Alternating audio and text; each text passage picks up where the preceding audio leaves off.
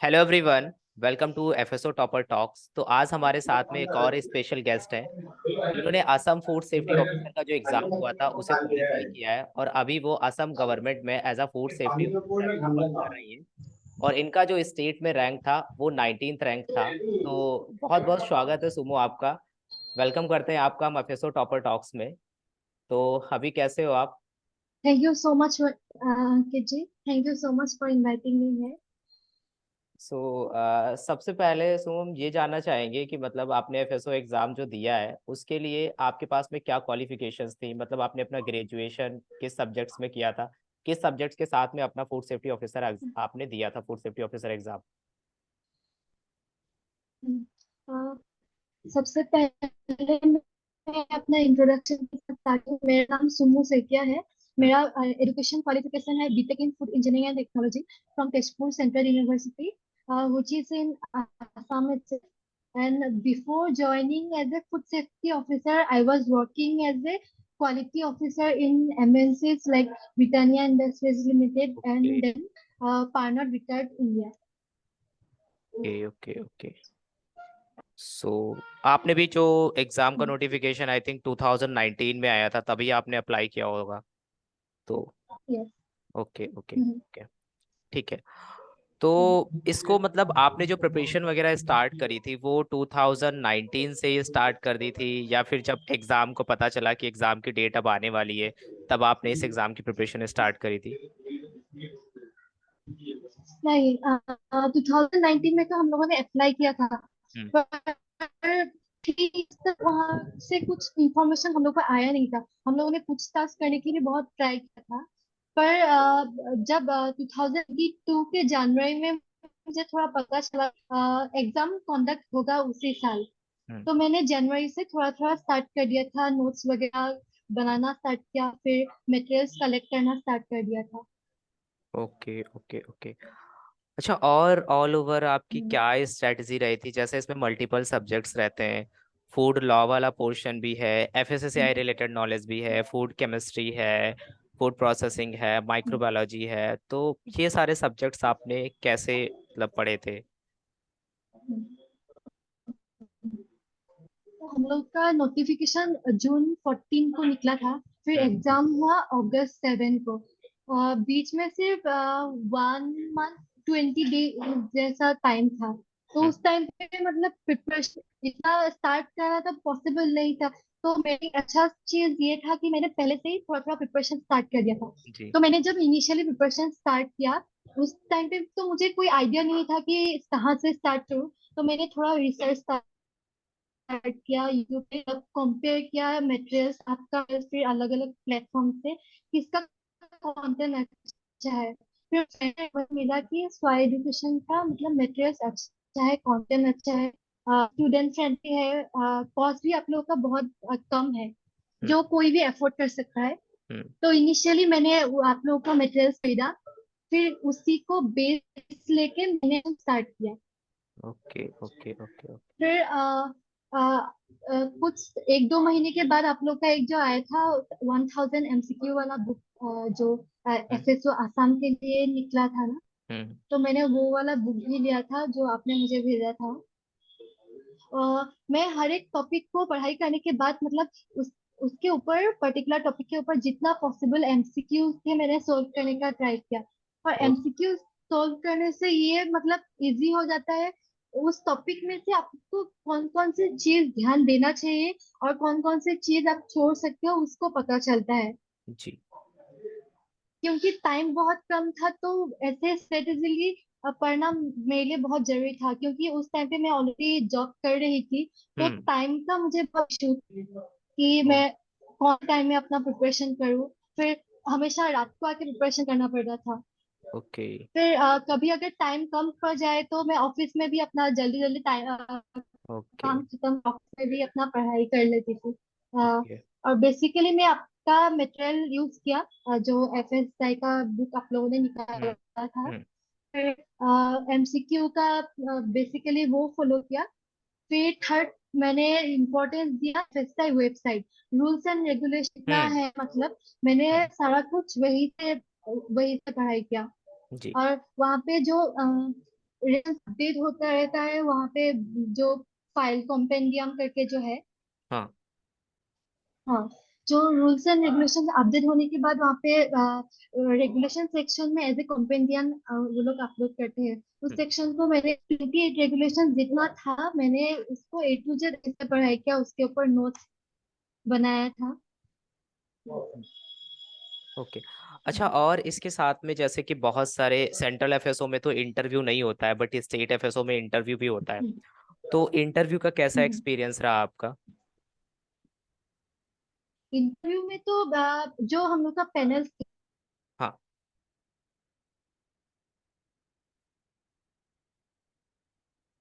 Sir FSSI से कोई लोग थे, हर लोग जितना भी पैनल थे 5 लोग थे। कि आपका। जनरल नॉलेज स्टडी करना उसके लिए बहुत ज्यादा इम्पोर्टेंट है। कि तो मतलब आपने बताया हेलो। कि जो पैनल था उसमें मेन एफएसएसएआई से भी पैनल में मेंबर्स थे आपका जो इंटरव्यू ले रहे थे, है ना? नहीं, हम लोग का 5 पैनल में 5 मेंबर्स थे, उसमें अलग अलग बैकग्राउंड के लोग थे। मतलब फूड टेक के बैकग्राउंड से एक लोग, फिर ओके। जनरल नॉलेज मतलब सेवा एजुकेशन से एक लोग, हर ओके। एक अलग अलग डिपार्टमेंट से थे। ओके। ओके। तो अच्छा। उस चीज के लिए मतलब ओवरऑल स्टडी करना मतलब इम्पोर्टेंट था उस ओके। Time okay. पे। ओके। ओके। मतलब डिफरेंट डिफरेंट फील्ड के एक्सपर्ट्स होते हैं पैनल में जो आपको पूरी तरीके से ऑल ओवर इंटरव्यू जो लेते हैं, ऐसा नहीं है कि सिर्फ फूड बैकग्राउंड से ही होते हैं, ठीक है? ओके।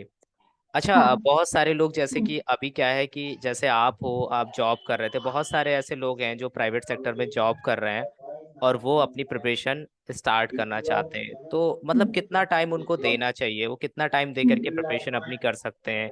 कि अगर उनको 1 साल का वो प्लान करके चल रहे हैं और वो वर्किंग में भी है, जॉब भी कर रहे हैं, सुबह से शाम तक 7-8 बजे तक पहुंचते हैं, हम्म। तो वो कैसे अपनी प्रिपरेशन कर सकते हैं? ऐसे अगर मतलब प्रिपरेशन के लिए अगर आपका आपका सब प्लान है तो ज्यादा टाइम लगता नहीं है। ओके। मतलब मेरा ऐसा था कि मेरा पास टाइम कम थी, तो मैं बहुत अपना रूटीन एक बना लिया था कि ये पर्टिकुलर डेट में मुझे ये टॉपिक कवर करना है, फिर उसके ऊपर एमसीक्यू प्रैक्टिस करना है। तो अराउंड 3-4 मंथ्स में मुझे मतलब मेरा कोर्स कंप्लीट हो गया था before the exam. Okay. Okay. Okay. Okay. ठीक है। तो अभी आप पहले, आप ऑलरेडी एक एमएनसी कंपनी में थी और अभी आप फूड सेफ्टी ऑफिसर में as a food safety officer job कर रही हैं। तो मतलब क्या डिफरेंस देखने को मिला कि एमएनसी में जॉब करना सही है या फिर आपको यहाँ पे अच्छा लग रहा है? तो क्या डिफरेंस, मतलब आपको क्या फील हुआ? सही गलत तो वो एग्जैक्टली exactly बता नहीं सकती। एक्चुअली प्राइवेट में एक पॉइंट ऑफ टाइम में मेरा लाइफ बहुत मोनोटोनस हो गया था, क्योंकि वहाँ पे 9 to 5 जॉब करते थे। जो भी हम करते थे इतना इम्पेक्टफुल होता नहीं। Hmm. That's what I think. सबका पॉइंट ऑफ व्यू अलग अलग होगा। मेरा लाइफ थोड़ा मोनोटोनस हो गया था कि हमेशा सेम चीज करती थी, इतना कुछ इम्पेक्टफुल था भी नहीं। पर ये जो एफएसओ का जॉब है ये एक्चुअल में बहुत इम्पेक्टफुल है हमारे सोसाइटी के लिए। और ये 24/7 का जॉब है, जो हम फुल टाइम ऑफिसर्स है, रात को कभी 1 बजे 2 बजे भी हम लोग को जाना पड़ सकता है, या फिर सुबह 5:30 4:30 को भी निकलना पड़ सकता है। तो ऐसा नहीं है कि हम लोग का एक पर्टिकुलर ऑफिस टाइमिंग जो होता है 9 to 5 वही तक हम लोग का टाइमिंग ऑफिस वर्क सीमित है। ऐसा कुछ नहीं है। तो यहाँ पे हम लोग का डेडिकेशन और हम लोग का इंटरेस्ट ज्यादा काम आता है यहाँ पे। ओके। अच्छा, और इसके बाद में जब आप एफएसओ बन जाते हो तो उसके बाद में जो आपका इंडक्शन ट्रेनिंग वगैरह होता है, वो मतलब कितनी डेज का ट्रेनिंग वगैरह होता है? Can you repeat please? हाँ। हेलो। जब आप एफएसओ क्वालिफाई करते हो, आपका फाइनली लिस्ट में नाम आ जाता है, तो उसके बाद में जो ट्रेनिंग वाला पार्ट होता है वो कितने डेज का ट्रेनिंग होता है? हम लोग के असम में इनिशियली तो जब हम लोगों ने जनवरी में ज्वाइन किया था, जनवरी के बाद फेब्रुवरी स्टार्टिंग वीक से ही हम लोग का 1 हफ्ता का ट्रेनिंग दिया था। फिर हम्म। 1 हफ्ता का ट्रेनिंग के बाद अभी रिसेंटली हम लोग का इंडक्शन ट्रेनिंग हुआ, जो as per manual FSA manual तो 40 डेज का हाँ, होना चाहिए। 40 पर डेज। उसमें से 14 डेज हम लोग का क्लासरूम ट्रेनिंग हुआ। हाँ हाँ, उसमें से 14 डेज हम लोग का क्लासरूम ट्रेनिंग हुआ, और अभी हम लोग का ऑन जॉब ट्रेनिंग चल रहा है। ओके ओके ओके, ठीक है। और ओके। ऑन जॉब ट्रेनिंग का एक हम लोग के पास लिस्ट है कि हर एक दिन में आप लोग को क्या करना चाहिए, कि फैक्ट्री विजिट करना है, फिर वहाँ पे क्या क्या इंस्पेक्शन करना है, जीएमपी, जीएचपी, एसएफ, उन लोग का क्या फॉलोइंग है ऑलरेडी। तो अभी आपने कहीं रेड वगैरह किया किसी रेस्टोरेंट में या फिर किसी फूड शॉप पे, किसी फूड मार्केट में, कुछ ऐसा इंस्पेक्शन वगैरह अडल्ट्रेशन को लेकर के कुछ ऐसा? अभी ऐसा कुछ नहीं हुआ? रिसेंटली रिसेंटली फिश का इशू हुआ था, आसाम में एक बहुत बड़ा इशू हुआ था फॉर्मेलिन को लेके। अच्छा तो अच्छा। उस चीज के लिए हम लोग को नोटिफिकेशन आए थे, उस चीज को लेके हम लोग के पास नोटिफिकेशन आया था कि हर एक डिस्ट्रिक्ट वाइज हम लोग को सैंपल भेजना है। फिर सैंपल हम लोगों ने लिया है, भेजा, और रिजल्ट भी उसका मतलब फॉर्मेलिन पॉजिटिव दिखा रहा है। तो उसके ऊपर अभी एक्शन मतलब हो रहा है, कंक्लूजन कुछ नहीं है। तो उसके अलावा सर्विलेंस सैंपल हम लोगों ने लिया है फ्रूट्स का, रेगुलेटरी सैंपल हम अभी नहीं ले सकते। After completion of the training program we can take regulatory sample. अच्छा अच्छा, हाँ आप ये बताएंगे थोड़ा सा वर्क प्रोफाइल क्या होता है एफएसओ बनने के बाद में? जनरल क्या हमारा वर्क प्रोफाइल होता है, क्या क्या हमारा डेली रूटीन होता है? हम लोग का काम बेसिकली तो फील्ड वर्क है, पर हम लोग को ऑफिस में भी बीच बीच में आना पड़ता है, क्योंकि सपोज हम लोगों ने आज एक सैंपल लिया, तो उसको नेक्स्ट वर्किंग डे के मतलब नेक्स्ट वर्किंग डे, सपोज आज अगर फर्स्ट सैटरडे है, हम्म। फिर कल संडे हो गया, फिर मंडे, नेक्स्ट वर्किंग डे तो मंडे है। तो मंडे अगर हम लोग का जो डॉक्यूमेंटेशन पार्ट होता है उसको आके ऑफिस में कंप्लीट करके विद इन दैट डे हम लोग को सैंपल भेजना होता है। और अगर पेरिशेबल मटेरियल कुछ होगा तो उसको हम लोग को खुद जाके देना पड़ता है, ओ। अगर हम लोग का लेबोरेटरी मतलब थोड़ा डिस्टेंस में है, तो ऐसा है। और ऑफिस में फिर लाइसेंसिंग रजिस्ट्रेशन का भी काम होता है, उसके लिए जो खुद बिजनेस ऑपरेटर्स हम लोग को विजिट करते हैं, उन लोग को हम सिखा देते हैं कि ऐसे ऐसे करना है। फिर रिन्यूअल के लिए भी वो लोग आते हैं, मॉडिफिकेशन के लिए भी हम लोग के पास आते हैं। फिर हम लोग का एक तो काम हो गया सैम्पलिंग, फिर लाइसेंसिंग रजिस्ट्रेशन, फिर जी। इंस्पेक्शन। इंस्पेक्शन अलग अलग इंस्पेक्शन होता है, जैसे लाइसेंस अप्लाई करने के बाद अप्रूवल डीओ देता है।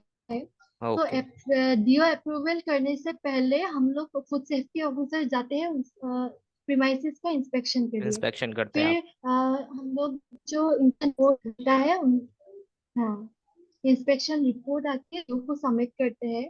तो अगर रिपोर्ट के ऊपर सेटिस्फेक्शन हुआ तो डीओ उस चीज को अप्रूवल देते हैं। ओके ओके फिर हम लोग का सैम्पलिंग का भी दो टू टाइप ऑफ सैम्पलिंग हो गया, एक तो रेगुलेटरी और एक surveillance. Okay ji. Okay okay okay. तो मीन्स डीओ के अप्रूवल से पहले एफएसओ का अप्रूवल जरूरी है, तभी लाइसेंस या फिर रजिस्ट्रेशन है उसको अप्रूवल मिलेगा। ठीक है। तो मेनली यही काम होता है कि आपको देखना यस। होता है, इंस्पेक्शन करना होता है, लाइसेंसिंग का काम हो गया, रजिस्ट्रेशन का काम हो गया। हाँ। हाँ, मैं ये पूछ रहा तो था कि बहुत सारे लोग जो हैं उनको ये भी जानना होता है, हर कोई प्रिपरेशन से पहले ये जरूर जानना चाहते हैं कि एफएसओ के बाद उसकी सैलरी क्या होगी। तो बेसिकली पे स्केल्स वगैरह दिया रहता है, बट एग्जैक्टली डायरेक्टली नहीं पता होता है क्योंकि हर स्टेट और सेंट्रल में सैलरी वेरी करती है। तो असम गवर्नमेंट की अगर बात करें तो अप्रोक्सीमेटली कितना तक सैलरी जाता होगा पर मंथ अगर आप जस्ट ज्वाइन करते हैं? हम्म, तो हम लोग का ज्वाइन करने के बाद हम लोग का बेसिक सैलरी है अराउंड 32,000। तो उसमें से house rent allowances, daily allowances वो ऐड होके हम लोग का अराउंड 60,000 सैलरी आता है। ओ। तो उसके अलावा भी हम लोग का अलाउंसेस है। ट्रेवलिंग अलाउंसेस पर डे के हिसाब से होता है, आप जितना भी फील्ड विजिट के लिए जाओगे उसके अगेंस्ट पे आपको ट्रेवलिंग अलाउंसेस मिलेगा। जी और जी। हम लोग का यहाँ पे ऐसा सिस्टम है कि आपको ट्रेवलिंग अलाउंसेस मंथली या फिर डेली नहीं मिलेगा, आफ्टर 3-4 मंथ्स एक साथ वो मिलता है, आपको अप्लाई करना पड़ता है। ओके ओके ओके, ठीक है। अच्छा, तो बहुत सारे लोग प्रिपरेशन कर रहे हैं, अभी आपने देखा है कि लगभग स्टेट जो हैं, पहले त्रिपुरा आया, फिर असम आया, अभी आपने देखा रिसेंटली झारखंड का भी नोटिफिकेशन आया, तो लगभग स्टेट्स में फूड सेफ्टी ऑफिसर एग्जाम आ रहा है, तो मतलब आप गर्ल्स के लिए क्या बोलना चाहोगे as a food safety officer? अगर गर्ल्स ये करियर ऑप्ट करना चाहती हैं तो उनके लिए कितना बेटर होगा? हेलो, अभी आप ऑडिबल हूँ मैं? आवाज आ रही है मेरी? हाँ हाँ, हाँ ठीक है। आप क्वेश्चन फिर हाँ से रिपीट हाँ हाँ, मेरा करोगे? क्वेश्चन ये है कि एज अ गर्ल्स, बहुत सारी गर्ल्स जो हैं वो अगर प्रिपरेशन करना चाहती हैं फूड सेफ्टी ऑफिसर की, तो उनके लिए food safety officer as a career कितना अच्छा हो सकता है? क्या क्या एडवांटेज हैं और क्या डिसएडवांटेज हो सकते हैं अगर गर्ल्स अगर जाना चाहती हैं? तो as a food safety officer हम लोग का बेसिकली तो फील्ड वर्क होता है, पर ऐसा नहीं है कि हम गर्ल्स है तो हम लोग कुछ प्रॉब्लम है, क्योंकि गवर्नमेंट में हम लोग का जैसे रिसेंटली हम लोग ने जब ज्वाइन किया था, किसी किसी को मैटरनिटी लीव चाहिए होता था। आफ्टर ज्वाइनिंग हम लोग को मैटरनिटी लीव मिला है। फिर चाइल्ड केयर के लिए हर चाइल्ड के अगेंस्ट में 1 ईयर का लीव है आफ्टर ज्वाइनिंग ऑफ 1 ईयर। हाँ, फिर हम लोग का जब फील्ड वर्क होता है उसके लिए हम लोग के लिए व्हीकल का प्रोविजन है। फिर हम लोग का ट्रेवलिंग अलाउंसेस भी है। तो फैसिलिटीज भी बहुत सारा है। और सैम्पलिंग के लिए हम लोग को मतलब हम लोग के साथ ग्रेड 4 असिस्टेंट होते हैं। ओके वो लोग हमेशा हम लोग के साथ होता है हम लोग को हेल्प करने के लिए। तो ऐसा दिक्कत वाला इतना काम है नहीं। तो गवर्नमेंट हम लोग को जितना जरूरत उतना दे रही है, तो ये हम लोग के लिए इजी है। Okay okay okay okay. ठीक है सुमो। अच्छा, और कोई आप मैसेज देना चाहो जो लोग प्रिपरेशन कर रहे हैं, और स्व एजुकेशन के लिए कोई फीडबैक, और हम कैसे चीज़ों को और इम्प्रूव कर सकते हैं और कैसे बेटर बना सकते हैं आगे आने वाले एग्जाम्स के लिए जो एस्पिरेंट है उनको कैसे हेल्प कर सकते हैं, तो वो अगर आप कोई सजेशन देना चाहो तो आप दे सकते हो। मैं एक चीज बोलना चाहूंगी। जब क्वेश्चन कर रही थी तब अंकित जी को मैंने पर्सनली बहुत बार कांटेक्ट करने की ट्राई किया। उन्होंने हर एक बार मुझे लाइक जब भी कोई डाउट होता था मैं उनको कांटेक्ट करती थी। और he was very prompt in answering all the question. Thank you so much Ankit ji for always helping me. And उसके अलावा मतलब मैं जो जो एस्पायरेंट्स है उन लोगों को ये बोलना चाहूंगी कि जितना भी ऐसा एक पॉइंट आएगा आपको ऐसा लगेगा इतना वास्ट सिलेबस है कि गिव अप कर दे, नहीं हो पाएगा। पर अपना प्रिपरेशन कंटिन्यू रखना चाहिए, क्योंकि ओके प्रिपरेशन कंटिन्यू रखोगे तब एग्जाम में जाके पता चलेगा कि ये इम्पोर्टेंट है। पर एग्जाम में पता चला ओ ये मैंने तब प्रिपरेशन किया ही इसीलिए याद आ रहा है। और एमसीक्यू एक ऐसा चीज है जो आप पोर्शन पूरा पढ़ लिया तो आइडिया लगा के भी आप कर सकते हो, अगर आपको ईच एंड एवरी पॉइंट याद नहीं भी है तो। ओके ओके ओके तो इसीलिए मतलब अपना प्रिपरेशन कंटिन्यू रखना और गिव अप नहीं करना इज वेरी इंपॉर्टेंट।